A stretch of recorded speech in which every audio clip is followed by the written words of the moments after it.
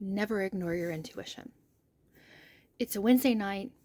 I had gone into Meyer to pick up a few things because we had run out of the basics of milk and diapers and baby wipes. As I'm going to the back of the store, I see a young woman with her baby in her grocery cart, and I compliment her and her baby and move on. Didn't want to seem creepy. Go in a couple more aisles, and the baby is no longer in her cart, but in her carrier. She's having trouble reaching something for the top shelf, so I have my oldest son help her. Move on. We get to the front of the store, and of course I forgot something, so I sent my oldest daughter back. She knew exactly where it was. This young woman, as my daughter had left, came up to me and I said, "Do you need some help with your groceries?" And she kind of looked around, and I could tell she was going to say no, and then all of a sudden she said, "Yes, please." So she waited, and my oldest daughter came back, and she gave me a look of, "Mom, what are you doing?" Because you see, I don't do things like this. I don't just hand my children over to other people to help them like that. I'm very protective of my children.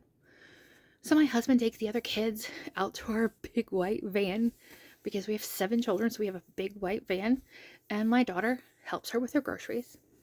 We both walk out the door at about the same time, and my husband and I drive our big van over to where this woman was parked.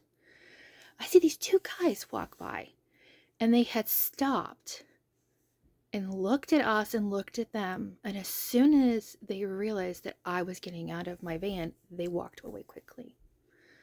So I get out of my van and I go over to this woman whose name is Danielle, and I introduce myself, and I kind of apologized because I felt like I had forced my daughter onto her, and she's like, "No, this is so weird."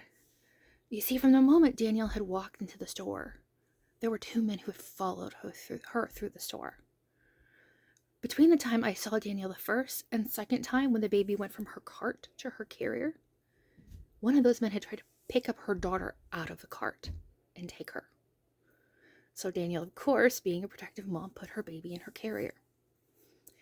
When I met Danielle at the front of the store, and I thought she was going to say no, she looked around in the children's section of clothing. Those 2 men were watching her.